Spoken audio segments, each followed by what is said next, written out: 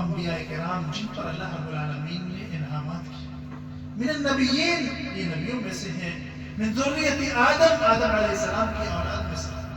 ومن من حملنا مع نوح، اور یہ ان کی اولادوں میں سے ہیں جو نوح علیہ السلام کے ساتھ کشتی پر سوار ہوئے تھے. ذریت ابراہیم، ابراہیم و اسرائیل، اسرائیل سے مراد کون؟ یعقوب علیہ السلام. ابراہیم علیہ السلام کے بیٹے اسرائیل کو یعقوب علیہ السلام. ومن من هدینا واجتبینا، اور ان میں سے جن کو ہم نے ہدایت دی اور جن کو ہم نے منتخب کر لیا، چن لیا. اذا تتلا علیہم آیات الرحمن، جب تتلا تلاوت کی جاتی ہے علیہم ان پر آیات، آیت کی جمع آیات، الرحمن رحمان کی آیات، خروا سجدا وبکیا، تو یہ گر گراتے ہوئے روتے ہوئے، بکا کسے کہتے ہیں؟ رونے کو کہتے ہیں. خروا مالی جھوک جاتے ہیں، سجدہ سجدے میں چلے جاتے ہیں. یہ جو ہے سجدے میں گر جاتے ہیں اور اللہ کو یاد کرتے ہیں. یہ انبیاء کرام، یہ وہ اشخاص ہیں، یہ ابن آدم میں سب سے افضل، سب سے اچھا، جن کو اللہ رب العالمین نے چن لیا ہے، منتخب کر لیا ہے.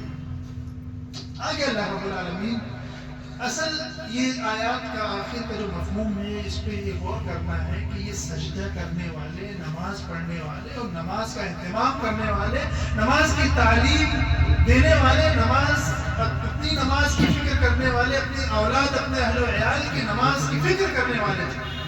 آگے اللہ رب العالمین فرما رہا ہے فَخَلَفَ مِن بَعْدِهِمْ خَلْفٌ أَضَاعُوا الصَّلَاةَ واتبعوا الشهوات فسوف يلقون غيا.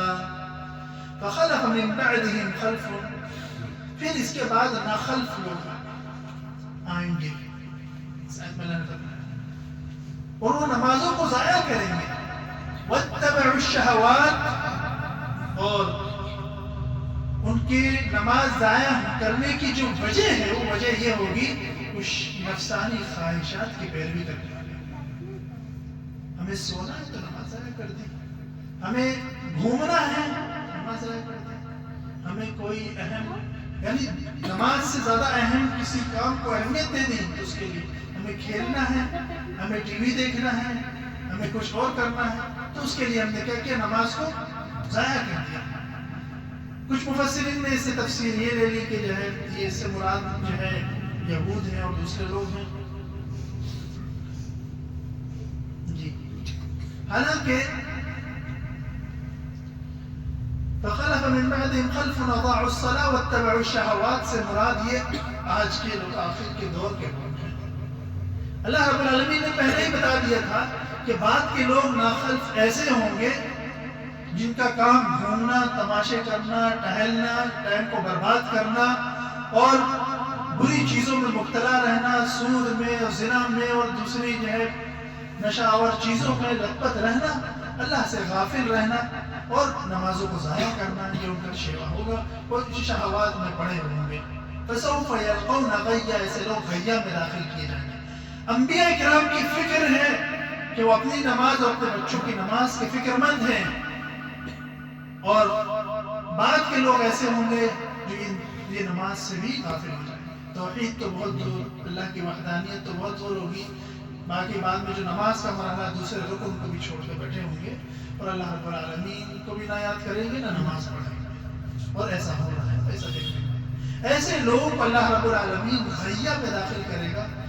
غیہ ایک جہنم میں گھاٹی کو کہتے ہیں، کچھ لوگوں نے وادی کہا ہے، جس سے جہنم خود پناہ مانگتی ہے، بڑی خوفناک جگہ ہے.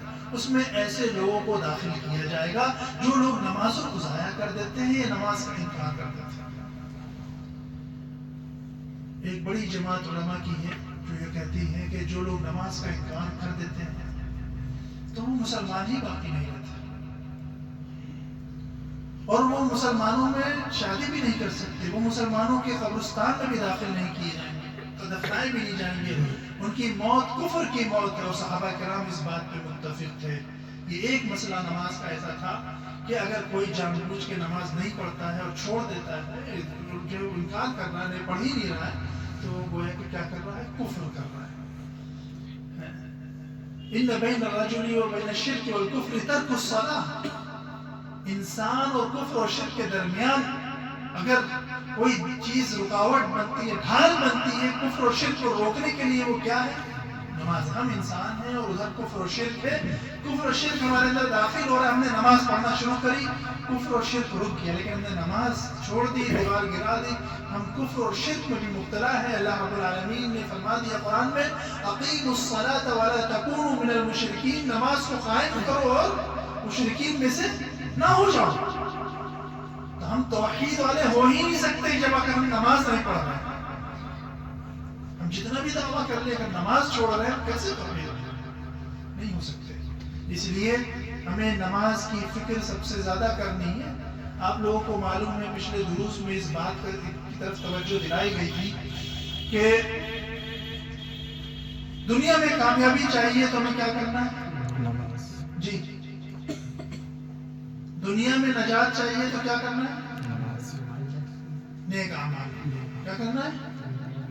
من عمل صالحا من ذکر او انثى وهو مؤمن فلنحيينه حياة طیبہ. اللہ نے وعدہ کیا ہے کہ مرد ہو یا عورت ہو، اگر وہ نیک عمل کرتا ہے، ایمان کی حالت شرط ہے. کافر اگر نیک عمل کرے گا تو اس کا عمل قبول نہیں ہوگا جب تک کہ وہ مومن نہ ہو جائے. من عمل صالحا من ذکر او انثى وهو مؤمن، وہ مومن ہے، فلنحيينه حياة طیبہ، اس کی دنیا کی زندگی کو بہتر بنا دیں گے. ولنجزینهم اجرهم باحسن ما كانوا يعملون، اور آخرت میں اسے ہم بہترین بدلہ عطا فرمائیں گے. تو یہ کیا ہے؟ دنیا بہتر کب ہوگی؟ جب ہم کیا کریں گے؟ نیک. آخرت میں ہمیں کامیابی چاہیے تو جب میدان حشر کا معاملہ شروع ہوگا، حساب کتاب کا، اور اس دن کا فیصلہ کرنے والا اللہ رب العالمین ہوگا، مالک یوم الدین جو بتا دیا گیا ہے، احکم الحاکمین ہوگا. اس وقت بھی ہمیں کس چیز کی ضرورت ہوگی سب سے زیادہ؟ ہاں نیک عمل. ترازو میں کیا رکھا جا رہا ہوگا؟ نیک عمل. نیک عمل ہی رکھے جا رہے ہیں. ٹھیک ہے، تو نیک عمل جس کے پلہ بھاری ہو جائے گا، والوزن يومئذ الحق فمن ثقلت موازينه فاولئك هم المفلحون ومن خفت موازينه فاولئك الذين خسروا انفسهم بما كانوا باياتنا يظلمون. تو نیکیوں کا پلہ جس کا بھاری وہ کامیاب، اور جس کا نیکیوں کا پلہ ہلکا وہ خسارے میں اور گھاٹے میں چلے جائے. تیسری چیز، اگر ہم اور آپ میں سے کوئی اللہ سے ملاقات کرنا چاہتا ہے تو ملاقات کے لیے بھی اللہ نے جو شرط لگائی ہے وہ کون سی لگائی؟ سورہ کہف کی آخری آیت، قل انما انا بشر مثلكم يوحى الي انما الهكم اله واحد فمن كان يرجو لقاء ربه فليعمل عملا صالحا ولا يشرك بعبادة ربه احدا. تو اللہ رب العالمین نے اپنی ملاقات کے لیے بھی یہی شرط رکھی ہے کہ جو نیک عمل کرے گا اور میرے ساتھ کسی کو شریک نہیں ٹھہرائے گا، وہ اس کی ملاقات مجھ سے ہوگی. تو وہاں بھی نیک عمل کی ضرورت ہوگی. ٹھیک ہے، تو اب نیک اعمال. ٹھیک ہے، اب نیک اعمال میں وہ کون سا عمل ہے جس کے بارے میں ہم سے سب سے پہلے سوال کیا بتائیے؟ اللہ کے رسول صلی اللہ علیہ وسلم نے فرمایا اول ما يحاسب به العبد يوم القيامة الصلاة. سب سے پہلا سوال سب سے ہونے والا وہ کون سا؟ نماز. اچھا، اس کے آگے گاڑی ہی نہیں بڑھے گی کہ اگر نماز درست ہے تو آگے چلے گی، اور اگر نماز میں ہی فیل ہو گئے تو مشکلات، اور پھر بعد میں دقتیں، پریشانیاں شروع ہو جائیں گی. تو سب سے پہلا جو عمل ہے جس کے بارے میں ہم سے سوال کیا جائے گا، اور اس کے ساتھ یہ سلوک کہ جب چاہے پڑھ لیں جب چاہے چھوڑ دیں. تو ہم لوگ دھوکے میں نہیں، غفلت میں نہیں، غور طلب بات نہیں ہے. تو محترم سامعین، اپنی زندگی کو برباد نہ کیجیے، اپنے وقت کو ضائع نہ کیجیے، عقل مند اور سمجھدار بنیے. یہ سارے ہمارے معاشرے والے کوئی آپ کو آ کے خبر میں بچائیں گے. میدان حشر میں جب حساب ہو رہا ہوگا، پہلی رجسٹر کھول کے نمازیں چیک کی جا رہی ہوگی، کوئی مدد کرنے والا نہیں ہوگا. قبر میں اکیلے تنہا جانا ہے، حساب کتاب اکیلے دینا ہے. پچھلے سال ہم لوگوں نے کتنے لوگوں کو پہنچا دیا ہے، کیا معلوم کہ اس سال کے بعد اگلے سال تک ہم رہیں نہ رہیں. ہمیں بھی پہنچا دیا جائے گا، سارے کپڑے اتار دیے جائیں گے، 2 چادر میں لپیٹ دیا جائے گا. جن کندھوں پہ دوسروں کو ہم پہنچا کے آ رہے ہیں، ہمیں بھی انہیں کندھوں پہ پہنچا دیا جائے گا. یہ تو ہونا ہے سب کے ساتھ. تو سب سے پہلا جو سوال ہے ہمارا، اس کی ہم نے کتنی فکر کی؟ محترم سامعین، یہ نماز چھوڑ دیتے ہیں، ضائع کر دیتے ہیں، توبہ بھی نہیں کرتے، اور احساس میں جو ہوتا ہے کہ ہماری نماز چھوٹ گئی ہے. یہ تو حال ہے مسلمانوں کا. اچھا، پڑھنے کے لیے 24 گھنٹے چاہیے. پڑھنے کے لیے کتنا ٹائم چاہیے؟ ایک نماز میں کتنا ٹائم لگتا ہے؟ آپ لوگ بتائیے. ایک نماز میں کتنا ٹائم لگتا ہے؟ 15 منٹ، 10 منٹ. اگر 10 مانتے تو 50 منٹ. 15 منٹ مانے تو کتنے ہو گئے؟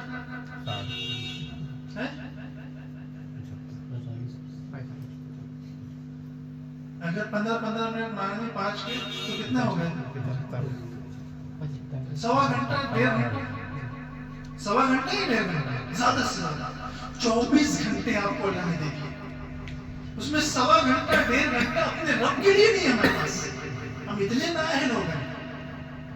اور باقی 22 گھنٹے جو مل رہے ہیں، اللہ تعالیٰ کہہ رہا ہے کہ وہ 22 گھنٹے کھاؤ، پیو، آرام کرو، اور جو مرضی ہے تم حلال چیزیں زندگی اپنی جیو.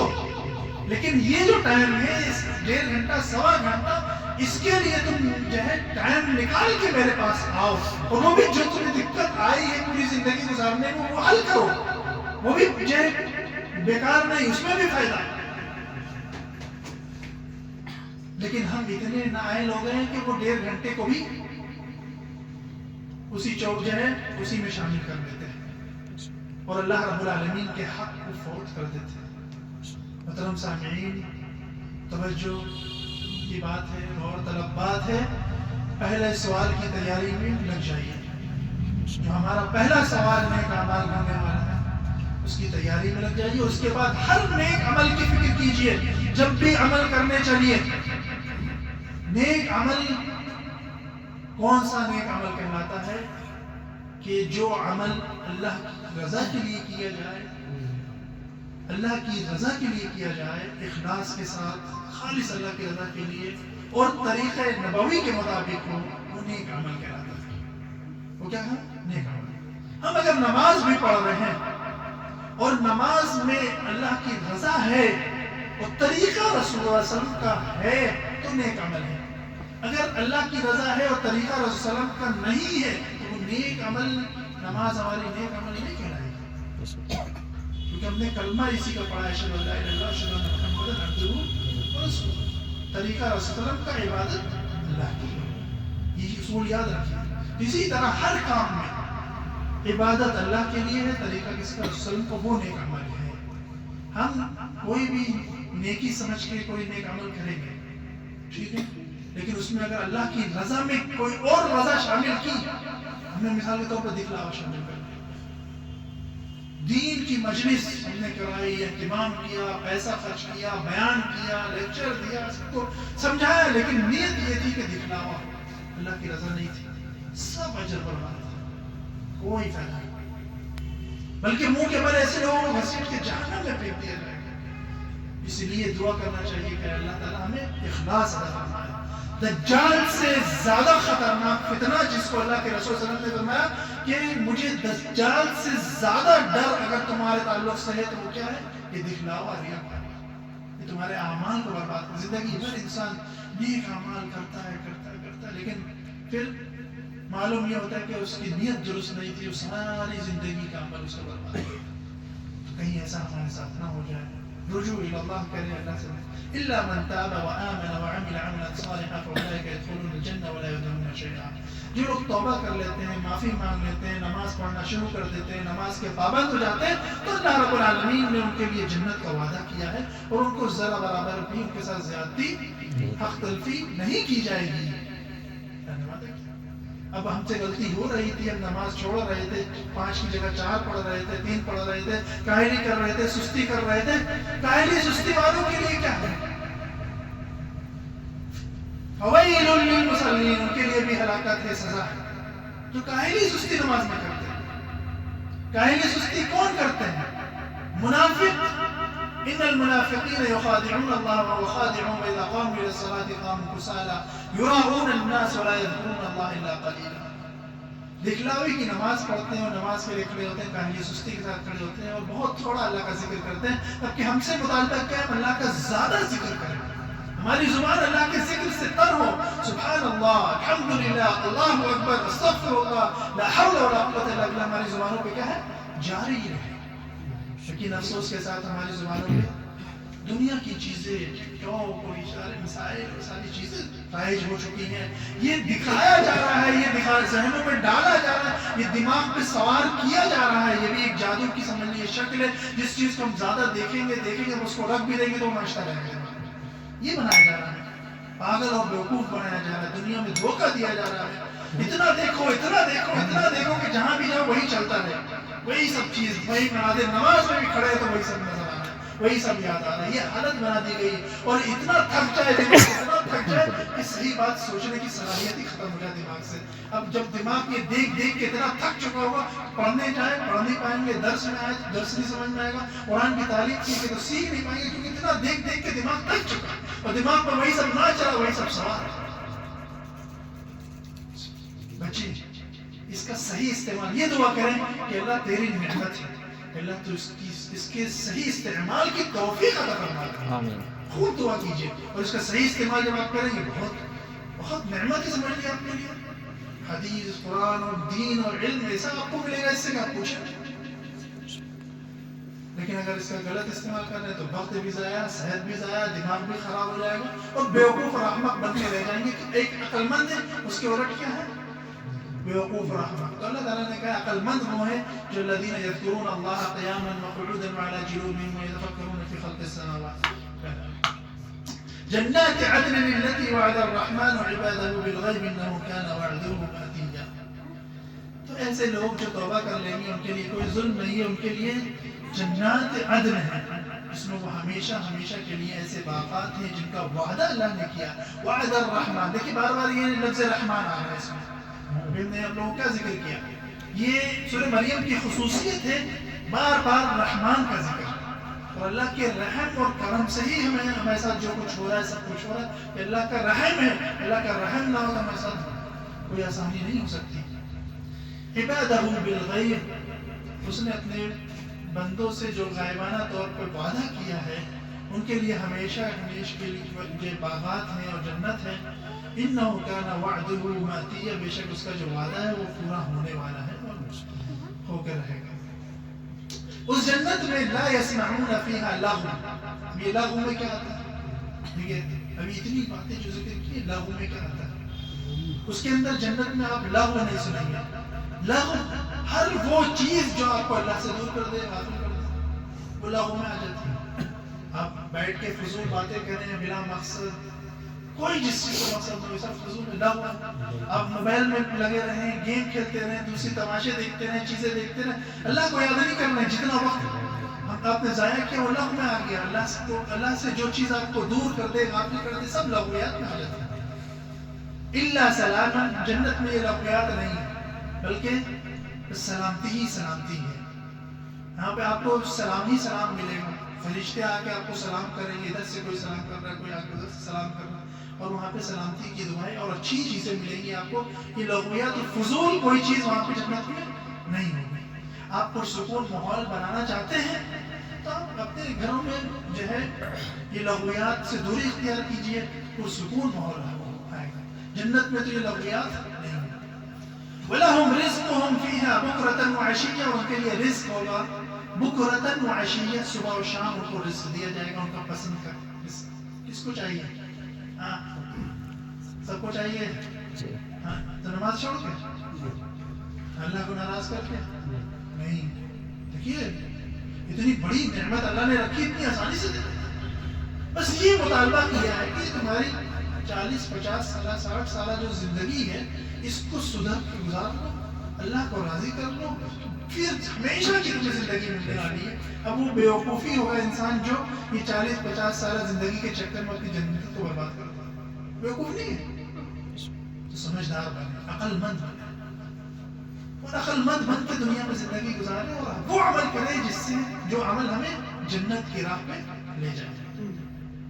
تلک الجنت التي نورث من عبادنا من كان تقيا، یہ جنت ہے اس کے وارث ہم نے بنائے اپنے بندوں میں سے من کان تقی، جو متقی ہے.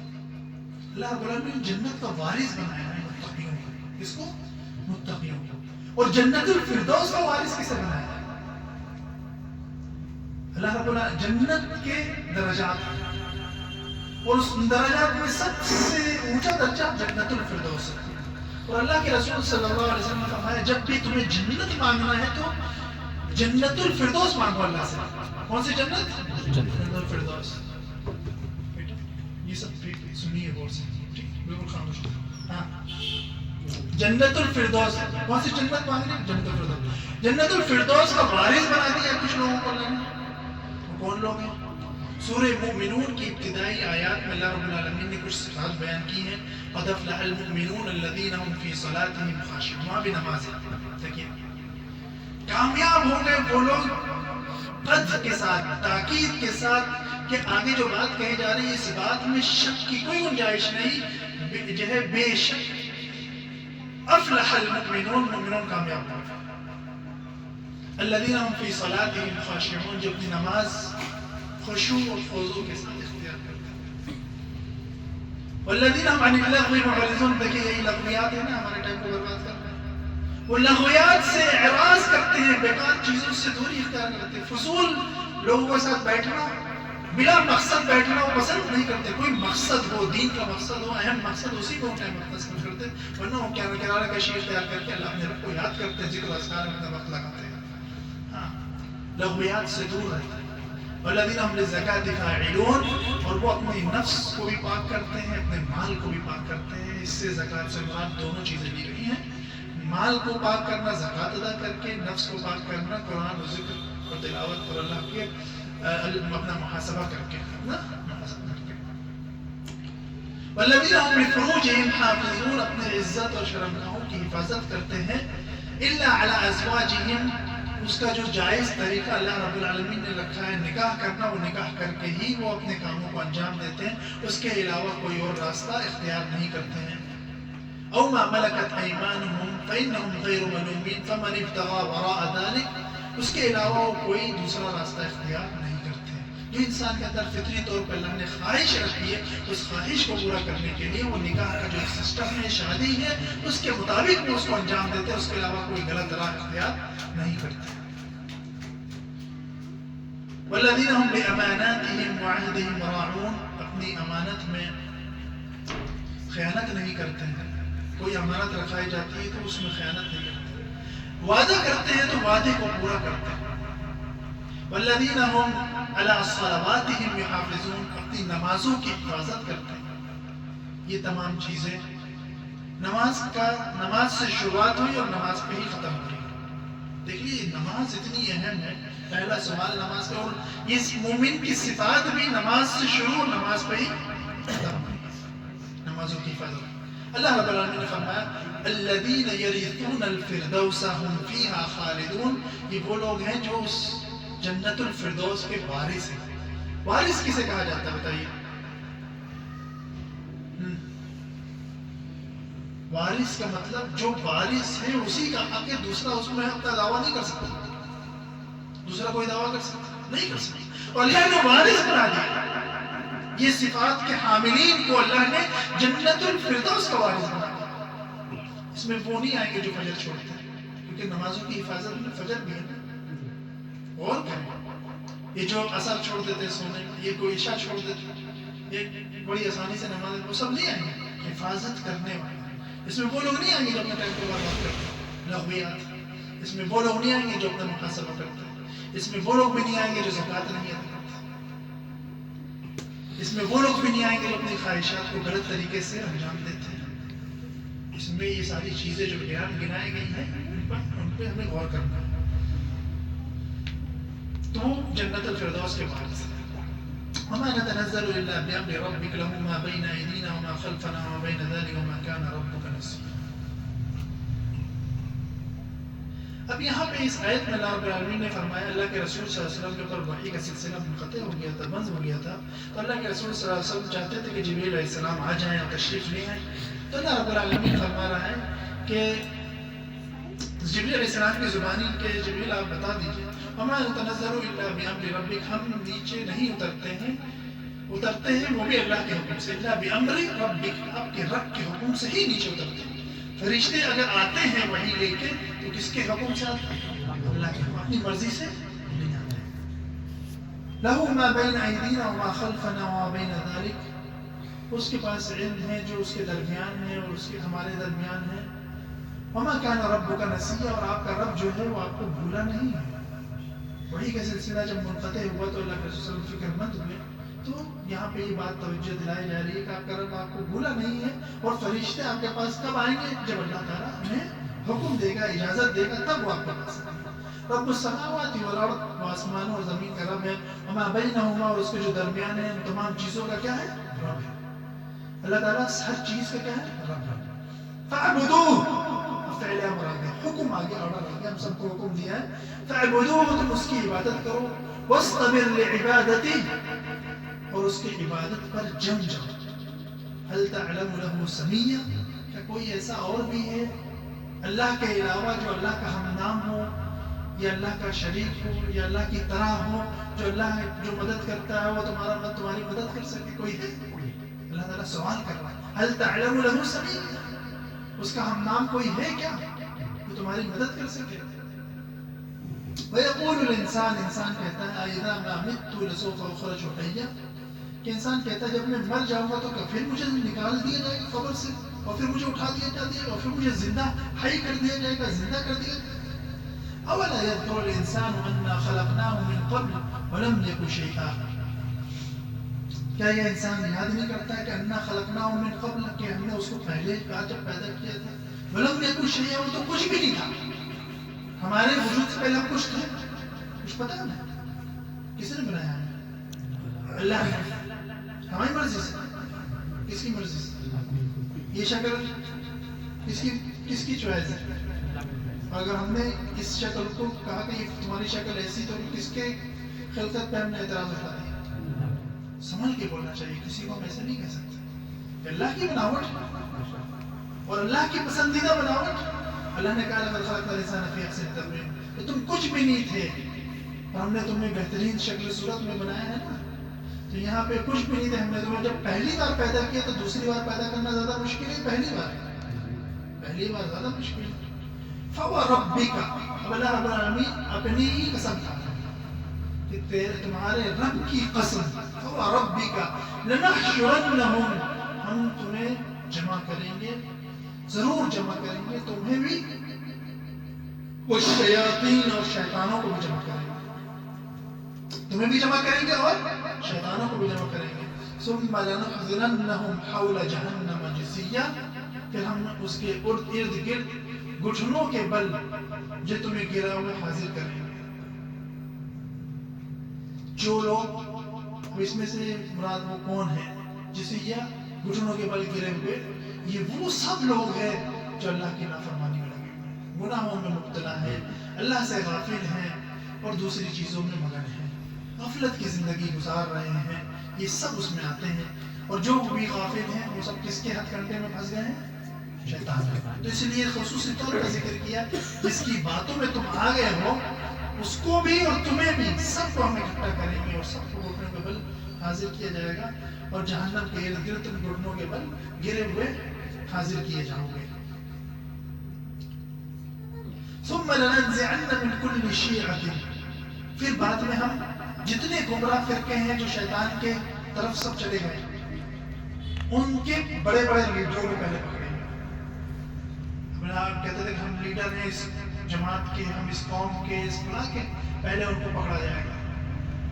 من كل شيعة، ہر گروہ، أيهم أشد على الرحمن عتيا، اور جو اکڑ کے اللہ رب العالمین کے تعلق سے باتیں کرتے تھے، ان سب کو اکٹھا کیا جائے گا، پہلے لیڈروں کو، ہر جماعت کے۔ ثم لنحن أعلم بالذين هم أولى بها صليا، پھر ہم، اللہ رب العالمین فرماتا ہے ہم انہیں بھی خوب جانتے ہیں اور انہیں سب سے پہلے ہم کیا کریں گے؟ پکڑ کے جہنم میں داخل کریں گے، کیونکہ خود بھی گمراہ ہوئے اور دوسروں کو بھی انہوں نے گمراہ کیا۔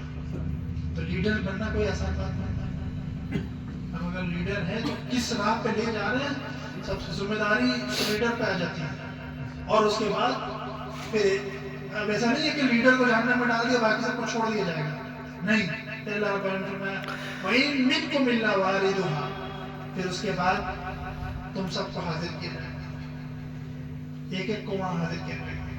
كان على ربك حتما مقضيا, یہ اللہ رب العالمین کا قطعی فیصلہ ہے کہ ایک ایک کو تم لوگ کو حاضر کیا جائے گا. الا والد, ایک تم سب کو ایک ایک کو اللہ کے سامنے حاضر کیا. حاضری کے لیے تیار ہیں؟ توبہ کریں, معافی مانگیں. ابھی وقت ہے, سانسیں چل رہی ہیں, بند ہو جائے گا تو پھر موقع چلا جائے گا. ابھی موقع ہے, غنیمت جانتے ہوئے اللہ کو راضی کریں. خطا ہو جائے تو توبہ کریں, سچے دل سے توبہ کریں. اور خطا ہو جاتی ہے, نہ چاہتے ہوئے ہو جاتی ہے, لیکن غافل نہ ہو, اللہ کو بھولے نہ. خطا ہو جائے تو اللہ کی طرف رجوع کریں. ثم ننجي الذين اتقوا, اب یہ فیصلہ ہو جائے گا, پھر جب ایک کر کے حاضر ہوں گے اس میں سے ننجی, نجات دیں گے الذين اتقوا, ان لوگوں کو جو متقی ہوں گے. ونذر الظالمين فيها جثيا, اور اسی میں ہم گھٹنوں کے بل گرا ہوا چھوڑ دیں گے ان لوگوں کو جو ظالم ہوں گے. جو کون ہوں گے؟ گنہگار ہیں, ظالم, ان کو گھٹنے کے بل گرا ہوا چھوڑ دیں گے. اب اس سے مراد اس تفسیر میں بہت سے لوگوں نے پل صراط کا بھی لیا ہے, پل صراط کا ذکر کیا ہے. پل صراط سے سب لوگ گزریں گے, کچھ لوگ بجلی کی طرح گزر جائیں گے, کچھ لوگ تیز ہوا کی طرح گزر جائیں گے, کچھ لوگ پیدل چلائی کی طرح گزر جائیں گے, کچھ لوگ سواریوں کی طرح مضبوط جانوروں کی سواری کی طرح گزر جائیں گے, اور کچھ لوگ گھٹنوں کے بل جو ہے چلتے ہوئے گزر جائیں گے پل صراط سے. اور جو ہے جن کو اللہ رب العالمین ناکامی دینے والا ہوگا, وہ جہنم کے اوپر سے پل گزر رہا ہوگا, وہ سب اسی میں گر جائیں گے, اور باقی سب لوگ گزر گزر کے پار ہوتے چلے جائیں گے. تو یہ بھی ایک سسٹم ہے اللہ رب العالمین کا بنایا ہوا.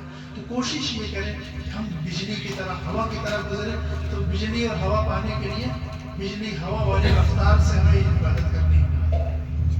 بجلی اور ہوا والی رفتار سے عبادت کرنی ہوگی. کیسی رفتار؟ سستی والی نہیں. وَإِذَا تُتْلَى عَلَيْهِمْ آيَاتُنَا بَيِّنَاتٍ قَالَ الَّذِينَ كَفَرُوا لِلَّذِينَ آمَنُوا أَيُّ الْفَرِيقَيْنِ خَيْرٌ مَقَامًا وَأَحْسَنُ نَدِيًّا. اور جب ان کے سامنے آیات پڑھی جاتی ہیں, اب یہاں پہ کفار مکہ کا ذکر ہے, تو وہ جو ہے موازنہ کرتے تھے اس وقت کے غریب مسلمانوں کا اپنے کفار کے جو غنی سردار تھے قریش کے, ان سے موازنہ کرتے تھے. جب ان کے سامنے آیات پڑھی جاتی تھی تو کہتے تھے قال الذین کفروا, جنہوں نے کفر کیا, وہ کہتے تھے للذین آمنوا, ان لوگوں سے جو ایمان لائے, ای الفریقین, یہ دونوں جماعت میں سے کون ہے خیر مقام, بہترین جو ہے ٹھہرنے والے اور بہترین مالدار, ان کی مجلس سے بڑی شاندار ہے, وہ کون لوگ ہیں؟ یہ سوال ہوتا تھا, وہ سوال کرتے تھے. تو یعنی اپنا گھمنڈ دکھاتے تھے کہ تم تو اتنے فقیر ہو, غریب ہو, اور ہم اتنے مالدار. تم انہوں نے اچھائی کو اور جو ہے بہتری کو معیار کیا بنایا؟ مال, مال کو معیار بنایا, اور کہا دیکھو ہم اچھے مالدار ہیں اور تمہاری کیا حیثیت ہے. اللہ رب العالمین نے اس کا جواب دیا وَكَمْ أَهْلَكْنَا قَبْلَهُمْ مِنْ قَرْنٍ هُمْ أَحْسَنُ أَثَاثًا وَرِئْيًا. ہم نے بہت سی جماعتوں کو جو ہے ہلاک کر دیا ہے جو ساز و سامان اور نام و نمود میں ان سے بڑھ چڑھ کے تھے, ان سے زیادہ مال اور دولت رکھنے والے تھے, لیکن ہم نے ان کو سب کو کیا کیا؟ ہلاک کر دیا. اللہ کیا مال اور دولت یہ معیار نہیں ہے. اللہ رب العالمین کا معیار جو ہے وہ ان اکرمکم عند اللہ اتقاکم, تم میں متقی سب سے بڑا کون ہے؟ وہ اللہ کے سب سے زیادہ قریب ہے. قل من كان في الضلالة فليمدد له الرحمن مدا, قل اے نبی کہہ دیجئے من كان في الضلالة, جو ہے گمراہی میں ہوتا ہے, فَلْيَمْدُدْ لَهُ الرَّحْمَنُ مَدًّا, تو اللہ رب العالمین اسے مہلت دیتا ہے, مہلت دیتا ہے, خوب لمبی مہلت دیتا ہے. حَتَّى إِذَا رَأَوْا مَا يُوعَدُونَ, پھر جب ایک وقت آتا ہے وہ اپنی آنکھوں سے اس کو دیکھ لیتے ہیں جس کا ان سے وعدہ کیا. وہ وعدہ قیامت ہے, عذاب ہے. اِمَّا الْعَذَاب, یا وہ عذاب کی شکل میں وعدہ, اِمَّا السَّاعَةِ, یا وہ قیامت کی شکل میں.